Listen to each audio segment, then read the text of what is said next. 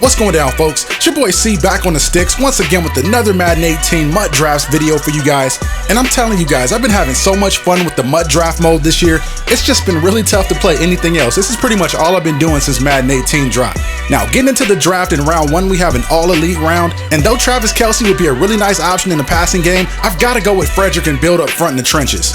Round 2 is another round with all elites. You guys should already know what the pick is here. I'm going with my boy Tevin Coleman. Gotta represent for the brotherhood. And speaking of which, in round 3, Ryan Schrader's on the board. That's an obvious pick at right tackle. And then in round 4, they give us Desmond Trufant. So they give us 3 consecutive Falcons players right there, you guys. So now things get a little more interesting in round 5. I decided to go strong safety there with Micah Hyde. And then round 6 comes up. This is a situation where you really can't go wrong with any pick.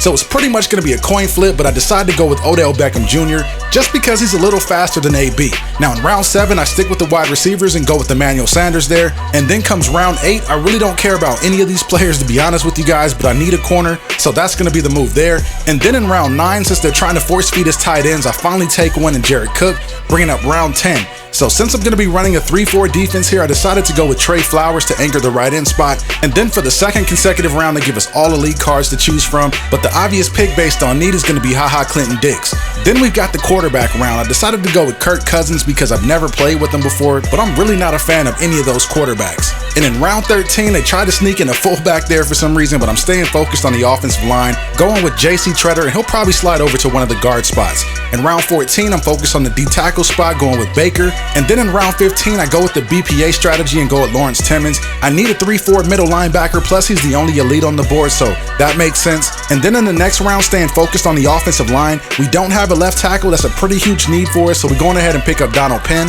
And then in round 17, we have all elite wide receivers. And in my opinion, the pick has to be Amari Cooper. There's really no questions about it. And I think the squad is coming together pretty nice. We've got a couple of rounds left. We've got an all defensive round here, and we need an outside linebacker for this 3-4 defense. And I think Nick Perry will be a good fit at that position. Now, we've already drafted Tevin Coleman. Then they give us a round with all running backs. So I'll just pick one at random and go with Gio Bernard. And then my gamble pays off in the next round, you guys. I waited the entire draft without picking an elite corner, and we end up snagging Rod Woodson in the legend round. That was a huge pickup right there. So here's what the squad's going to look like going into the game. I'm really happy that we were able to address the offensive line that way because we were able to get an elite at pretty much every position along the line. Now checking out my superstars versus my opponents, we both have the Rod Woodson, he's got the Aaron Donald and Larry Fitzgerald, so it should be a good one. Now coming out on offense, trying to establish the ground game, the handoff goes to Coleman, and the run's going to go for a loss of 2. Bringing up 2nd and 12 now, Cousins takes the snap out of the gun and hits Tevin Coleman in the flat. He turns it upfield, and that's going to go for a nice 10-yard gain on the play. So facing a 3rd and short at the 13, Coleman gets the carry up the middle. He dodges a tackler and breaks it into the open field, and he is going all the way to the house. Tevin Coleman is showing exactly why he was worth that 2nd round draft pick. What a run by Coleman. Then my opponent takes the field for his first drive, comes out on 1st and 10 and throws an interception. He throws it right to Burns, who was sitting in the zone. And if you guys go back and watch that play again, you'll see the AI stealing a pick from my user. I was right there in perfect position to make that pick.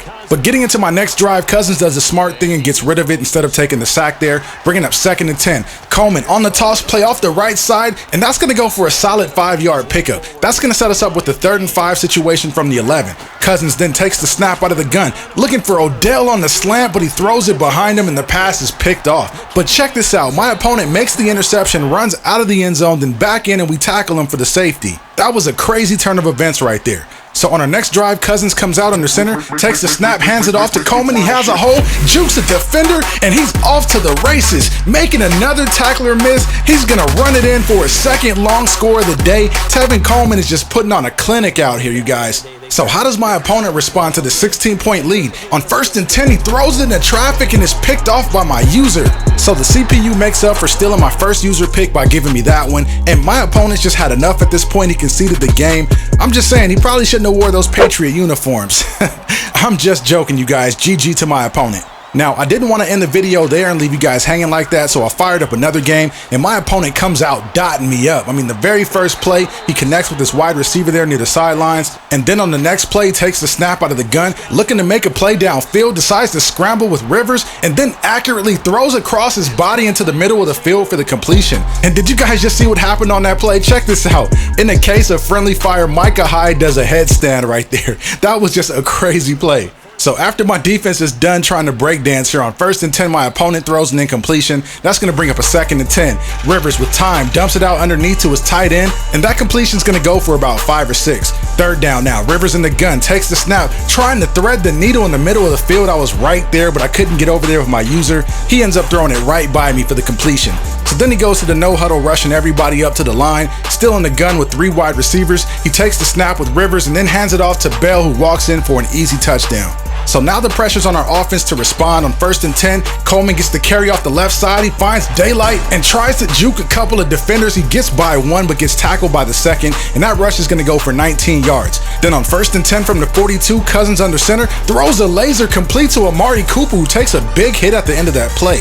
Good thing he held on to the ball though, because it sets up 1st and 10. Coleman tries to get skinny and squeeze through the hole, but he's only going to pick up 2 or 3 on the play, bringing up 2nd down. Cousins with the snap again, dumps it underneath to OBJ. He turns it upfield and he's going to get tackled at the 1-yard line. And then a couple plays later on 2nd and goal, out of the pistol, Cousins drops back and finds Jared Cook in the back of the end zone for the score. And that's going to give us the lead after my opponent missed his point after try. But as we're heading to the sideline to get ready for the kickoff, this happens. So that's the way that this one played out, and unfortunately I'm out of time, you guys, but I hope that you enjoyed the video regardless. Please don't forget to like, share, comment, and subscribe. I'm signing off, and I'll see you in the next one.